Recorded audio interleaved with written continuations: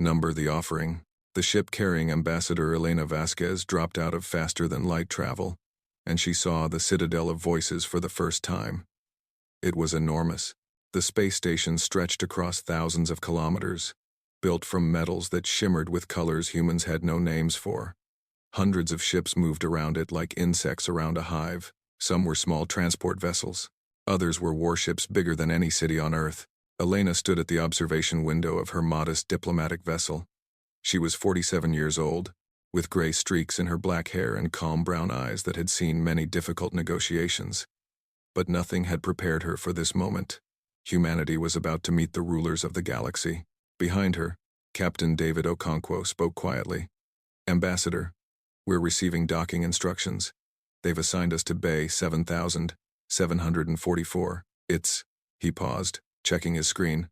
In the outer ring, far from the main chambers, Elena smiled slightly. "They're reminding us of our place. We're newcomers, barely worth their attention." She straightened her formal uniform, dark blue with Earth's symbol on the shoulder. "That's fine. We didn't come here expecting respect. We came here to earn it." The docking process took 3 hours. The Council's bureaucracy moved slowly, and humans were not a priority. When Elena finally stepped onto the station, she was greeted by a single official. It was a Vethkai, one of the insectoid species that currently held the most power on the Council. It stood 2 meters tall on 4 legs, with 2 additional arms folded across its chest. Its compound eyes showed no emotion. "You are the human representative," it said. The words came through a translator device, flat and mechanical. "Follow. Do not speak to other species. Do not touch anything. Do not deviate from the approved path." Elena nodded politely. "Thank you for the welcome. May I know your name?" The Vethkai made a clicking sound that might have been irritation or amusement. "I am Administrator Kextal. My name is not important. Your compliance is important. Come." They walked through corridors filled with beings Elena had only seen in long-range scans and intercepted communications. There were the tall, ethereal Luminari, whose bodies seemed made of living light. There were the heavy, stone-like Grothak, who moved slowly but with tremendous power. There were dozens of other species, each stranger than the last. None of them looked at Elena with friendship. Some showed curiosity, most showed contempt. A few showed something worse, something like the way a person might look at an insect they were considering stepping on. The walk to the council chambers took 2 hours. Elena realized this was intentional. They wanted her tired. They wanted her to feel small and insignificant in this vast place. She kept her back straight and her pace steady. The council chamber itself was a massive circular room. 12 platforms rose in a ring around a central speaking area. Each platform held the representatives of one of the elder species, the civilizations that had ruled the galaxy for thousands of years. The Vethkai speaker sat highest of all, on a throne of black crystal. Elena was directed to the center of the room. No chair was provided. She would stand while they sat above her. "The human speaks," the Vethkai speaker announced. His voice echoed through the chamber. "We will listen. Begin." Elena took a deep breath. She had practiced this speech hundreds of times. The future of her entire species depended on the next few minutes. "Honored members of the Galactic Council," she began. "Humanity comes before you not as conquerors or competitors, but as students eager to learn and friends hoping to contribute. We are young. We have traveled among the stars for only 200 years. But in that time, we have discovered that the universe is vast and wonderful, full of life and possibility." She pressed a button on her wrist device. A holographic display appeared, showing images of Earth, green forests, blue oceans, cities gleaming with light. "We bring gifts," Elena continued. "Not weapons or demands, but the best of what humanity has created, our art, born from thousands of years of civilization." Images of paintings, sculptures, and architecture floated through the air. "Our music, which speaks to emotions that transcend language." A soft melody played, a blend of classical and modern compositions selected to showcase human creativity. "Our scientific discoveries, which we offer freely to benefit all species." The council members watched in silence. Elena could not read their alien faces, but she sensed no warmth in the room. "We ask only for the chance to prove ourselves," she said. "A seat at this table, even the smallest seat, where we can learn from your wisdom and perhaps, in time, contribute our own perspectives. Humanity believes that cooperation makes all species stronger. We hope you believe this too. She finished and stood waiting. The silence stretched for a long moment. Then the Vethkai speaker made a sound like grinding stones. It took Elena a moment to realize he was laughing. The mammal speaks of gifts, he said, of art and music. How touching, how primitive. He leaned forward on his throne. Let me tell you what we see when we look at humanity. We see a species that breeds too fast, that spreads across worlds like a disease, that consumes resources without thought for the future. We see a threat. Elena felt her heart beating faster, but she kept her voice calm. With respect, speaker, humanity has worked hard to manage our growth responsibly. We have colonized only uninhabited worlds. We have never attacked another species. Our expansion is peaceful, for now. Another council member spoke. This was a luminary, its voice like wind chimes. All young species are peaceful at first, then they grow hungry, then they grow violent. We have seen this pattern many times. The council deliberated for 3 days.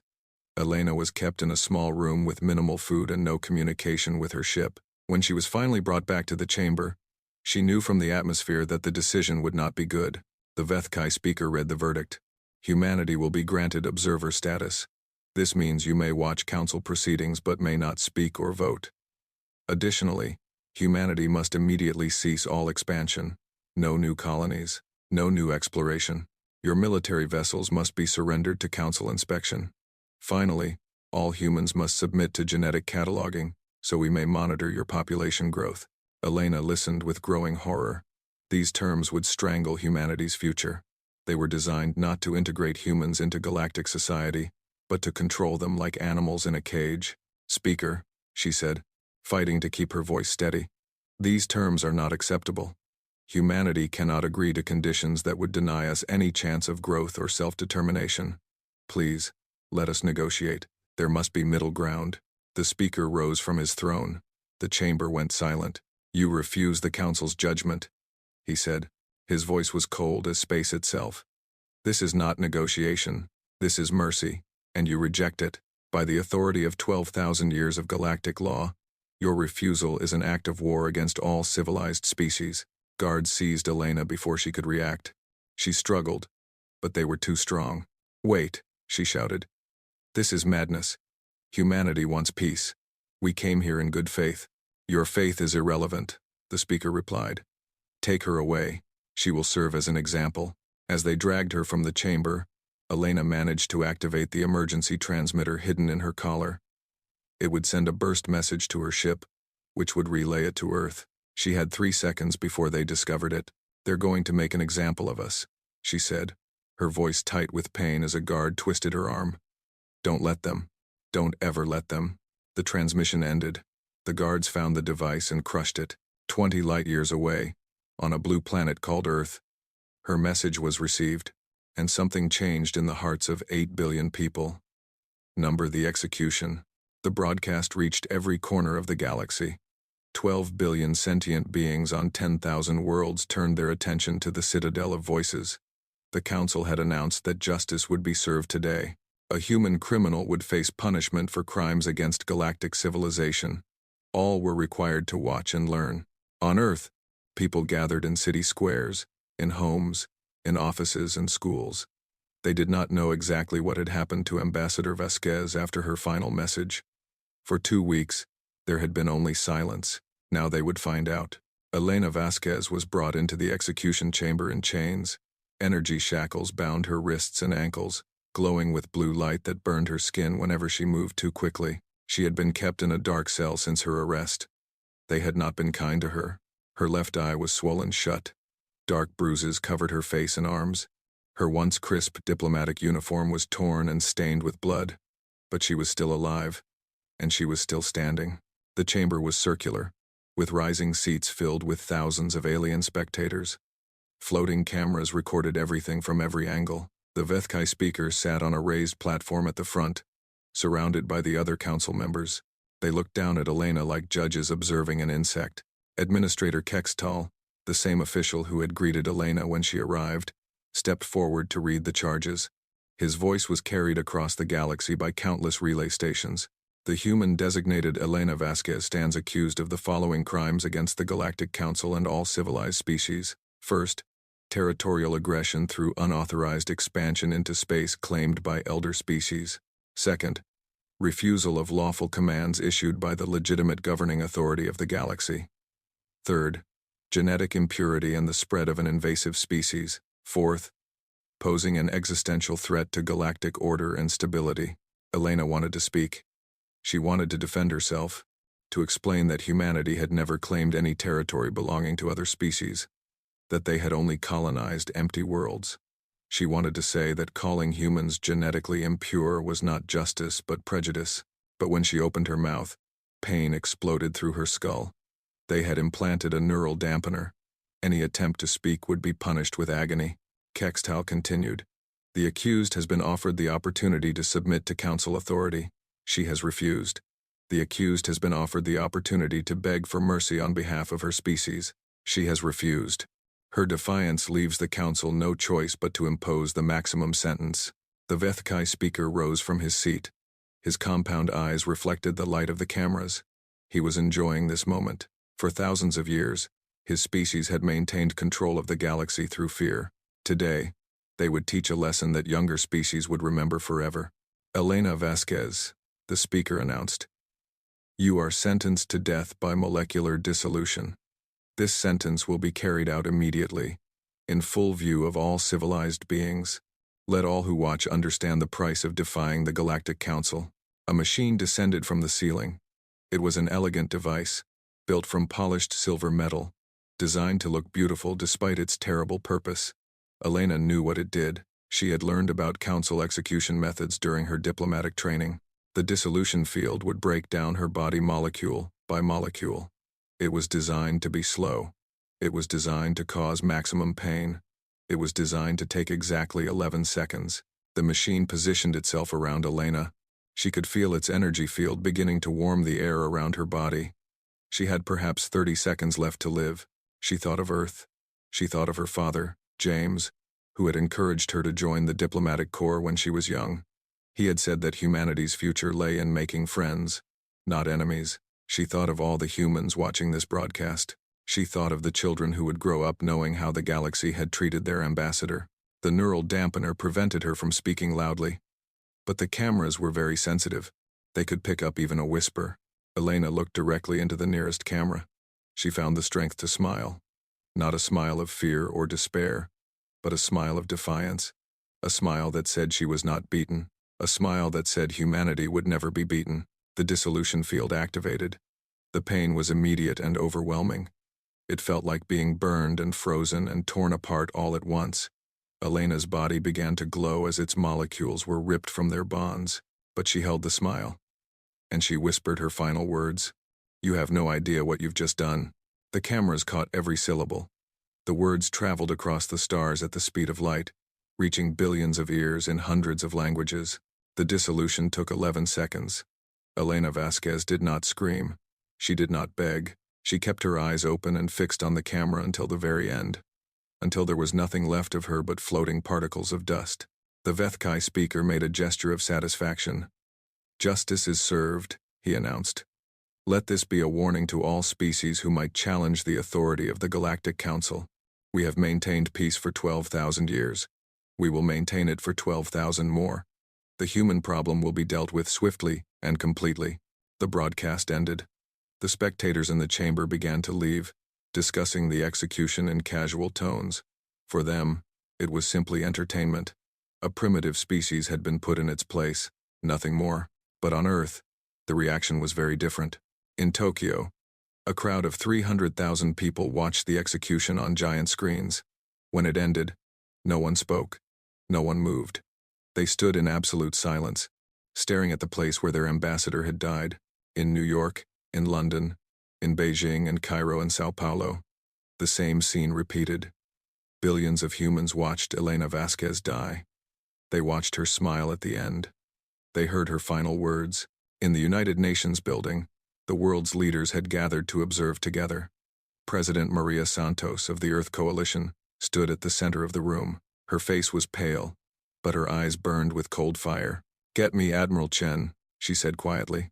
An aide spoke into a communicator. Moments later, a holographic image appeared. It showed an older man in a military uniform, with a lined face and silver hair cut short. His eyes were red. He had been crying, but his voice was steady.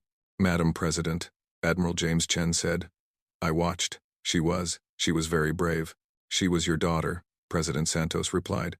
"I am so sorry, James." The Admiral nodded slowly. She knew the risks when she accepted the mission. She knew what she might face. She went anyway, because she believed in peace. She believed the Council could be reasoned with. His voice hardened. She was wrong. President Santos looked around the room at the assembled leaders. Every face showed the same expression: horror, grief, and beneath it all, a cold and terrible anger. "The Council has made their position clear," she said.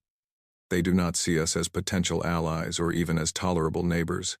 They see us as insects to be crushed. Ambassador Vasquez tried to offer them friendship, and they murdered her for it." She turned back to the Admiral's hologram. "James, how long until everything is ready?" Admiral Chen had spent 20 years preparing for this possibility. Since humanity first discovered they were not alone in the universe, some had worried about what would happen if the other species proved hostile. The Annihilation Protocol had been developed in secret, known only to a handful of military and government officials. It was humanity's last resort. A plan so devastating that everyone had prayed it would never be needed. 90 days, Madam President," Chen replied. "We need to evacuate the colonies and recall all civilian ships. Then we'll be ready." President Santos nodded. "Do it." "And James?" She paused. "Make them remember her." Admiral Chen's expression did not change, but something in his eyes turned to ice. "They will never forget." The hologram disappeared. The leaders of Earth began the work of preparing for war, and across the galaxy, the Council celebrated their victory, unaware that they had just made the worst mistake in the history of their civilization. The silence. 3 months passed after the execution of Ambassador Vasquez. The Galactic Council expected certain things to happen. They expected human leaders to send desperate messages begging for mercy. They expected human colonies to surrender and accept the Council's terms. They expected fear and panic and submission, the same response every young species had shown when the Council demonstrated its power. None of this happened. Instead, there was silence. The first reports came from merchant ships that traveled near human territory. They reported that human trading posts had gone dark. Communication channels that once buzzed with activity were now completely quiet. Ships that approached human borders were not challenged or attacked. They simply found nothing. Empty space where human vessels once patrolled. The Council dismissed these reports as exaggeration. Perhaps the humans were simply afraid to show themselves. Perhaps they were hiding in their colonies, waiting for the Council's inevitable invasion. But as weeks passed, the reports became more concerning. Scout ships were sent to investigate human colonies. What they found disturbed even the most confident Council members. The colonies were empty, not destroyed, not damaged, just empty. Buildings stood intact. Vehicles remained in their parking areas. Food sat on dinner tables, half-eaten. Children's toys lay scattered on playroom floors. 8 billion humans across 47 worlds had simply vanished. Where did they go? Demanded the Vethkai speaker during an emergency council session. A species cannot simply disappear. Find them. But no one could find them. Human space had become a ghost region, full of abandoned cities and silent stations. Automated systems still functioned. Power plants still generated electricity. Water still flowed through pipes.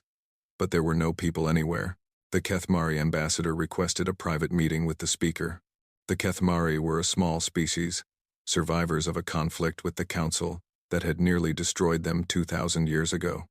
They had learned to be very observant, and Ambassador Vena had observed something that frightened her. "Speaker," she said, her forearms folded in a gesture of deep concern. "I must share my analysis of the human disappearance." The speaker made an impatient gesture. "Speak quickly. I have important matters to attend to." "The humans have not fled," Vena said. "They have withdrawn. There is a difference. When a species flees, they leave in panic. They abandon valuable resources. They scatter in random directions. The humans have done none of these things. Their withdrawal was organized, coordinated, Every human on every world left at approximately the same time. They took specific items and left others. This was planned. The speaker's compound eyes flickered with annoyance. Planned? Planned for what? To hide in some dark corner of the galaxy? Let them hide. We will find them eventually. That is not what concerns me, Vena replied. I have studied military history. When the Grothak Confederacy was at war with the Crystal Mines, 4,000 years ago, the Crystal Mines withdrew in exactly this way. They emptied their worlds. They went silent. Everyone thought they had surrendered. Everyone was wrong. What happened? The speaker asked, his voice showing the first hint of uncertainty. The Crystal Mines were preparing. They spent 2 years gathering their forces in secret. Then they struck. The war that followed nearly destroyed the Grothak Confederacy. Only council intervention saved them. Vena leaned forward. Speaker, the humans are not hiding. They are preparing, and we have no idea what they are preparing for. The speaker dismissed her concerns. Humans were a primitive species with perhaps 200 warships. The council commanded millions of vessels and had technology refined over thousands of years. What could humans possibly do that would threaten them? Far away, in the hollowed-out center of Earth's moon, Admiral James Chen reviewed the final status reports. The evacuation was complete. Every human from every colony had been brought home. Some had been relocated to deep underground facilities on Earth. Others had been moved to secret bases hidden in asteroids and moons throughout the solar system. All of them understood what was happening. All of them supported it. The fleet was ready. 2,000 ships waited in the darkness between planets, running silent, invisible to any sensor the Council might possess. But these were not ordinary warships. They had been designed specifically for this mission. Built in secret over 2 decades using technology the Council did not know humans possessed. Humanity had learned important lessons from observing the galaxy. They had seen how the Council's species fought wars. They had studied their tactics, their weapons, their weaknesses, and they had realized something crucial. The Council had not fought a real war in thousands of years. Their military was designed for intimidation, not combat. Their strategies were ancient and predictable. Their confidence came from having never faced a true challenge. Earth had spent those 20 years preparing to be that challenge. Admiral Chen stood in the command center, surrounded by holographic displays showing every ship, every target, every detail of the plan. His daughter's face looked down at him from a photograph on his desk. Elena, smiling in her diplomatic uniform on the day she had left for the Citadel. She had believed in peace. She had believed that different species could understand each other. The Council had answered her belief by torturing her and dissolving her body on live broadcast. Chen picked up the photograph and looked at it for a long moment. His hand was steady. His heart was cold. "Computer," he said, "connect me to all fleet commanders." The holographic displays shifted, showing the faces of 100 military officers stationed throughout the solar system. They represented every branch of Earth's unified military. They were the best humanity had to offer. "The waiting is over," Chen said. "In 6 hours, we begin Operation Reckoning. You all know your assignments. You all know what's at stake. The Council believes we are weak. They believe we are hiding. They believe we will break and beg for mercy like every other species they have dominated." He set down Elena's photograph. "They are wrong. 20 years ago, we detected the first signals from alien civilizations. We hoped to find friends among the stars. Instead, we found an empire built on arrogance and cruelty. They murdered our ambassador for the crime of asking to be treated as equals. They broadcast her death across the galaxy as entertainment." His voice hardened. "Now they will learn what happens when you attack humanity. We are not a species that forgives easily. We are not a species that forgets, and we are not a species that knows how to surrender." He looked at each face in turn. "Remember Elena Vasquez. Remember her smile at the end. Remember her final words. And make sure the Council remembers them too." The officers saluted as one. "Execute the protocol," Admiral Chen ordered. 2,000 ships began to move, slipping through space like shadows, heading toward targets scattered across the galaxy. The Council had no warning. They were still wondering where the humans had gone, still confident in their superiority. They were about to receive an answer they would never forget. Number the reckoning. The attacks began at exactly the same moment across 200 locations in Council space. The coordination was perfect. The surprise was complete. Admiral Krixtal of the Vethkai Home Fleet was the first senior commander to understand that something had gone terribly wrong. He was reviewing routine patrol reports when every alarm on his flagship began screaming at once. Unknown vessels had appeared near the orbital shipyards of Veth Prime, the homeworld of his species. They had come out of faster-than-light travel so close that there was no time to react. "How many ships?" Krixtal demanded. "7, Admiral," his sensor officer replied, his voice shaking. "Small vessels. Unknown configuration. 7 ships." Krixtal almost laughed. His home defense fleet consisted of 400 warships. What could 7 enemy vessels possibly accomplish? Then the human ships opened fire, and Krixtal stopped laughing. The weapons they used were unlike anything the Council had seen in thousands of years. Streams of metallic particles accelerated to nearly the speed of light, tore through the shipyards like paper. The orbital construction platforms, where new Vethkai warships were being built, exploded in chains of white fire. Decades of work was destroyed in seconds. The Vethkai fleet responded, but the human ships were already moving. They did not try to fight the larger force. Instead, they struck their targets and vanished back into faster-than-light travel before the Vethkai weapons could lock on. The same scene repeated across the galaxy. At the Luminari energy collection stations around their star. At the Grothak ammunition factories buried deep in their asteroid fields. At communication relay stations, fuel depots, food distribution centers, and transport hubs. Everywhere the Council's infrastructure was concentrated, human ships appeared, struck with devastating precision, and disappeared. The Council had built their civilization over thousands of years. In 6 hours, 40% of that civilization's support systems were burning wreckage. But the infrastructure strikes were only the beginning. The Vethkai speaker received the reports with growing disbelief. How was this possible? Where had the humans obtained such weapons? The particle accelerators they were using had been banned by Council law for 10,000 years, not because they were immoral, but because they were too effective. No Council species had built such weapons in generations. The knowledge was supposed to be lost. They rebuilt the forbidden weapons, Ambassador Vena said. She had been summoned to the emergency session along with all other Council members. Her voice was calm, but her forearms trembled. Humans are excellent engineers. Given enough time and motivation, they could reverse engineer anything. We gave them both time and motivation. Impossible, the speaker insisted. They have 200 ships at most. How can 200 ships attack 200 locations simultaneously? They do not have 200 ships, Vena replied. Our intelligence was wrong. They were building in secret, somewhere we never found. The ships attacking us now number at least 2,000, probably more.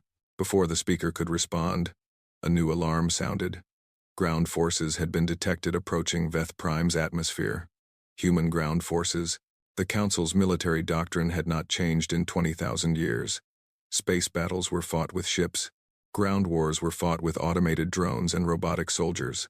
Living soldiers were considered wasteful and primitive.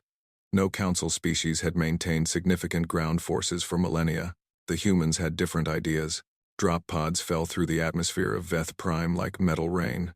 Each pod contained 10 human soldiers in powered armor, equipped with weapons designed specifically to fight on alien worlds. They landed in the capital city, just kilometers from the Council's administrative complex. Commander Sarah Okonkwo led the first wave. She was the niece of Captain David Okonkwo, who had commanded Ambassador Vasquez's diplomatic vessel. Her uncle had been executed by the Council 2 weeks after Elena's death, charged with assisting a war criminal. Sarah had watched the broadcast of his death just as the galaxy had watched Elena's. She had volunteered for this mission the next day. The Vethkai defenders never had a chance. Humans had evolved on Earth, a planet so dangerous that their own scientists classified it as a death world. High gravity had given them dense bones and strong muscles. Constant competition with predators and diseases had made them resilient and aggressive. Millions of years of tribal warfare had shaped them into the most efficient fighting organisms in the galaxy. The Vethkai had evolved on a gentle world with low gravity and few predators. They were intelligent. They were technologically advanced, but in direct combat, one human soldier was worth 20 of their warriors. Sarah's squad tore through the Vethkai elite guard in less than an hour. They moved with ruthless efficiency, clearing buildings, eliminating resistance, advancing toward the speaker's palace. Their powered armor shrugged off Vethkai weapons like rain off stone. The speaker watched from his throne room as his defenses crumbled. The reports coming in were all the same.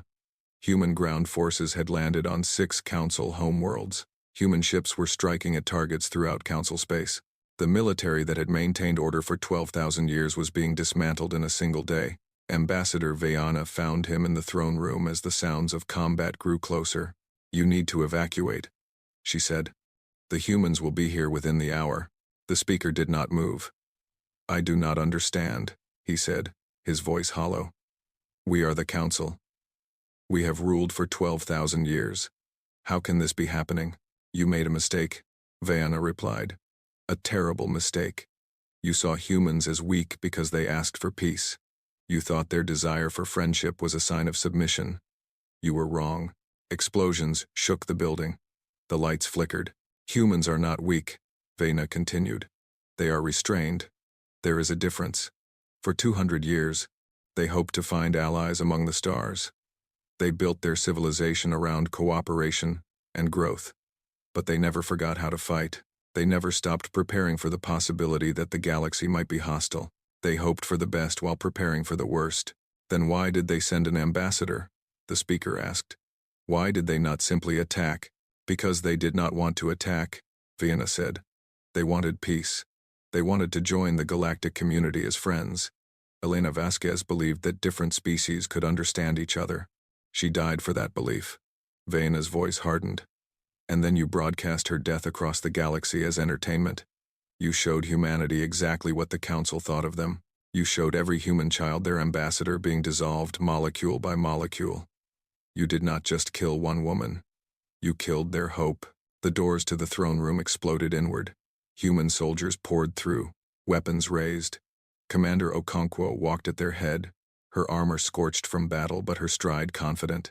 She approached the speaker and removed her helmet.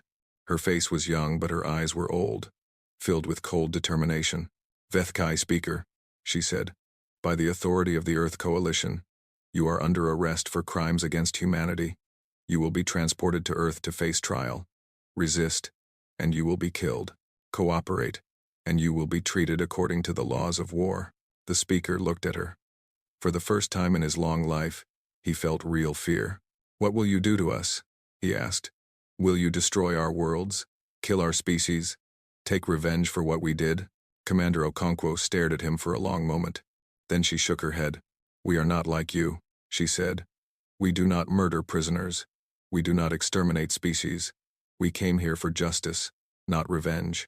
The beings who ordered Ambassador Vasquez's death will face trial. The systems that allowed it to happen will be changed, but we will not become the monsters you expected us to be." She gestured to her soldiers. "Take him, and be gentle. He's going to need to be healthy enough to testify." As the soldiers led the speaker away, Vayana approached the commander. "You could destroy us," she said quietly. "You have the power. Why don't you?" Commander Okonkwo looked out the window at the burning city. Her face was tired but resolute. "Because Elena believed we were better than that, and we intend to prove her right. Number the new order." 1 year had passed since the Annihilation Protocol. The galaxy had changed in ways that no one could have predicted. The citadel of voices still stood, its ancient metal walls catching the light of distant stars, but the beings who walked its corridors now moved with different purposes. The old council chamber, where Elena Vasquez had stood in chains, had been transformed. The raised platforms where the elder species once sat in judgment had been removed. In their place was a circular table, where representatives of all species sat as equals. Admiral James Chen stood at a window overlooking the main hall, watching as diplomats from a dozen worlds conducted their business.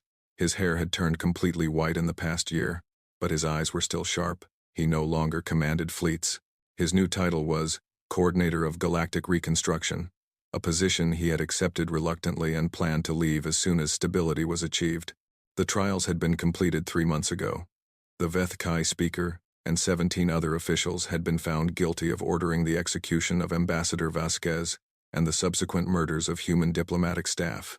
They had been sentenced to life imprisonment on a remote prison world, where they would have time to reflect on their choices. The guilty had been punished.